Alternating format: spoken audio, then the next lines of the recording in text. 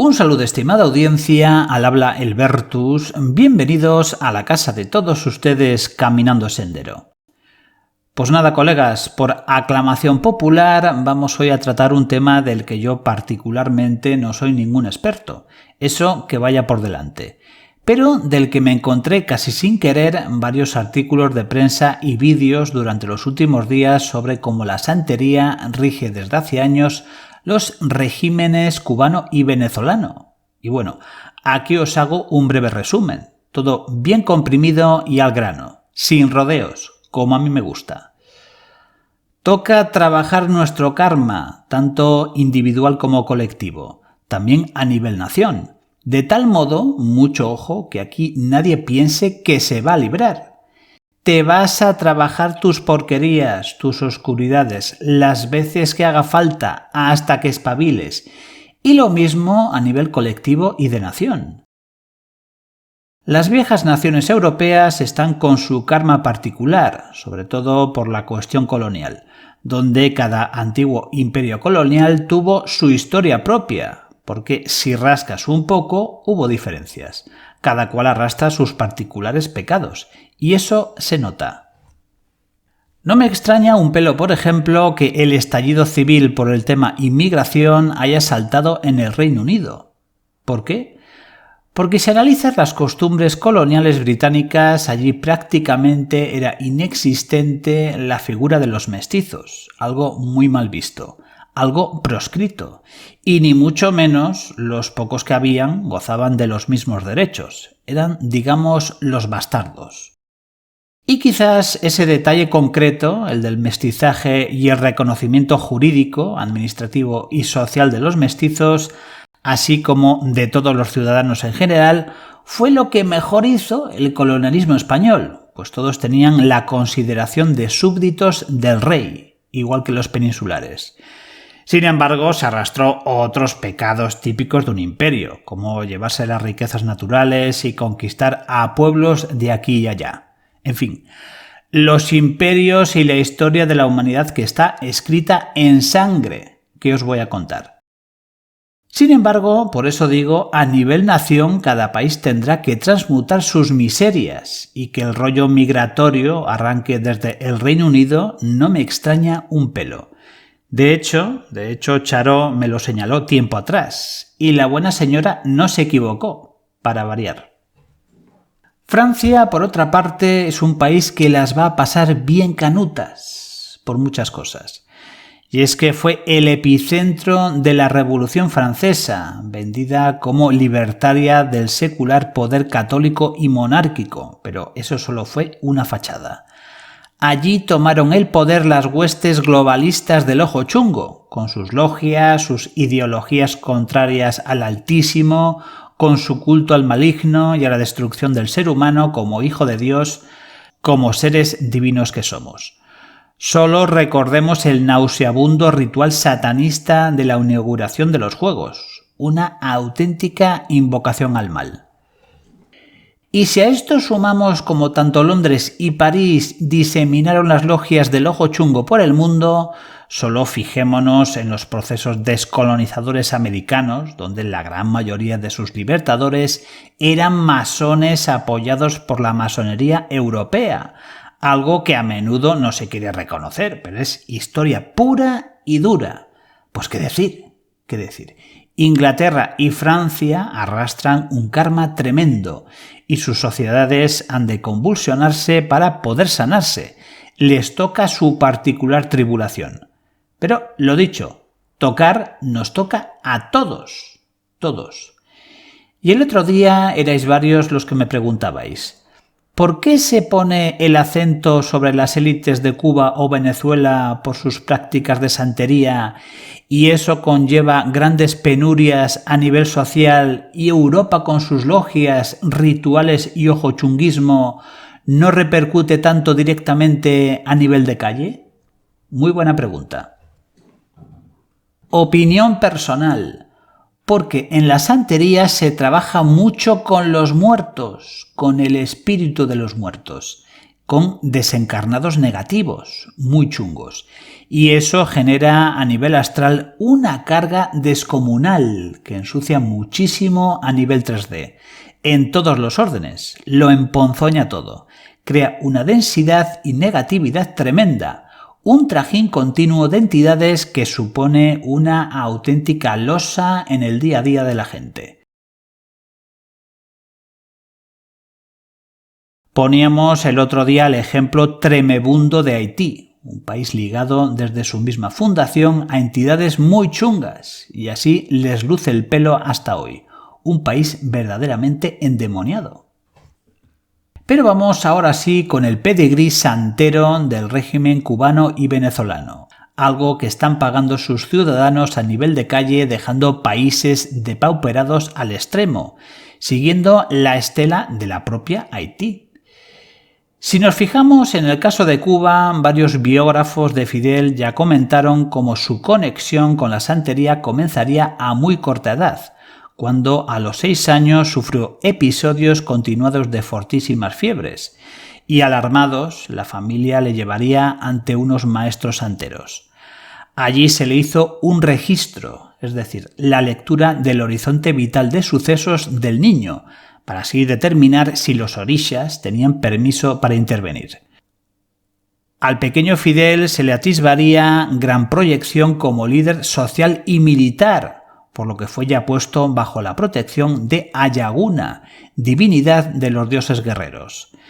Ya en plena época revolucionaria, cuando Fidel se hizo fuerte con los suyos en Sierra Maestra, encargaría numerosos rituales a una serie de santeros mayores, confeccionando tanto para él como para la plana mayor castrista unos amuletos protectores, con los cuales entrarían finalmente en La Habana, luciéndolos en un claro ejercicio de poderío, incluso desde lo sobrenatural. Todos vieron sus amuletos santeros, todos vieron los maestros que iban con ellos vestidos de blanco, y todos entendieron el mensaje. Pero si hubo una visita emblemática como recién jefe de Estado, sería la que le llevó a Guinea, única vez que se vistió de blanco en acto oficial, de blanco santero, y la razón es que aquel sería un auténtico viaje iniciático.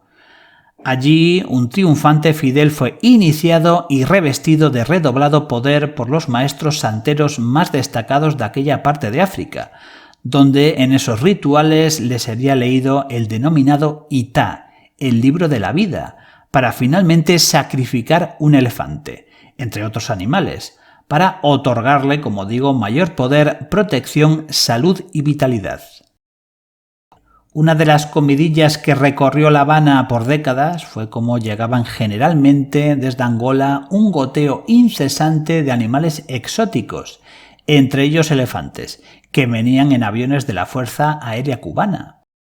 Nunca jamás se verían esos animales en zoológico alguno, llegaban a la isla y desaparecían para siempre jamás, aunque muchos sabían que su destino eran las periódicas ceremonias santeras de Fidel y su cúpula. No en vano Fidel esquivó más de 600 operaciones para acabar con su vida, desde agencias de inteligencia a enemigos personales suyos. Incluso superó durísimos y retorcidos ataques de magia negra, algo calificado como auténticamente milagroso por sus biógrafos. Otro de los rumores que recorrían La Habana, y algo que me recuerda en cierta forma al ritual sumerio de Uras Daur, de transmigración de almas, es que Fidel realizaría rituales de transferencia de salud, donde se dice que su última gran víctima sería el propio Hugo Chávez, al que le pasaría sus variadas dolencias y enfermedades. En el caso de Chávez, el líder venezolano fue también desde pequeño un habitual practicante de varios palos de la brujería y lo oculto, siéndole profetizado de joven por una reconocida pitonisa que llegaría a ser presidente de Venezuela, aunque antes sufriría un tiempo de cautiverio, y que enfermaría gravemente y moriría antes de los 60 años, como así fue. Las correrías espíritas de Chávez y su gente en el Palacio de Miraflores son muy conocidas en variados ambientes del país, y se relata cómo gustaba de conectarse a diario con los muertos, hablar con ellos, y el propio Chávez afirmaba de partir de habitual con el espíritu de un bisabuelo suyo, así como con el del mismísimo Simón Bolívar, además de con viejas almas africanas y entidades protectoras varias del régimen cubano.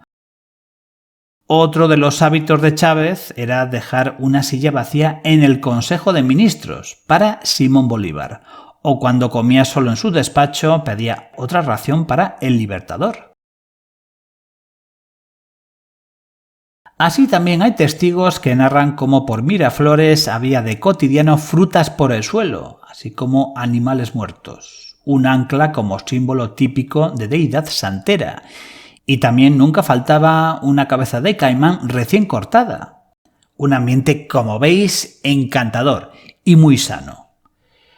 Los biógrafos conceden gran importancia a un ritual de iniciación santero de Chávez en La Habana, ya cuando era presidente, siendo Chávez encomendado al dios Xangó, según declararía el conocido santero cubano Carlos Valdés, y cabe destacar cómo estaba acompañado por todos los ministros, presidentes de empresas públicas venezolanas y varios altos funcionarios del Estado, todos igualmente iniciados por los santeros castristas.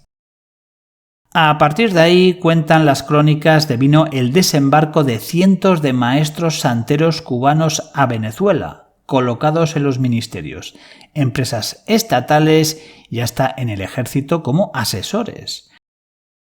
Pero no eran solo maestros santeros, sino a la vez miembros de la inteligencia cubana. De tal modo y de facto, a partir de ese momento, el régimen cubano manejó a su puñetero antojo al gobierno chavista y a sus élites. No se movía una hoja en Venezuela sin que La Habana lo supiera, convirtiendo a Venezuela en una verdadera muleta del castrismo. Chávez ató el destino de Venezuela a los orishas protectores y regentes del régimen cubano. Los cronistas, por tanto, plantean esa iniciación de Chávez y su gente en La Habana como la auténtica perdición para Venezuela, así como para el propio Hugo Chávez, sobre el que después descargaría y transferiría Fidel buena parte de sus males y enfermedades.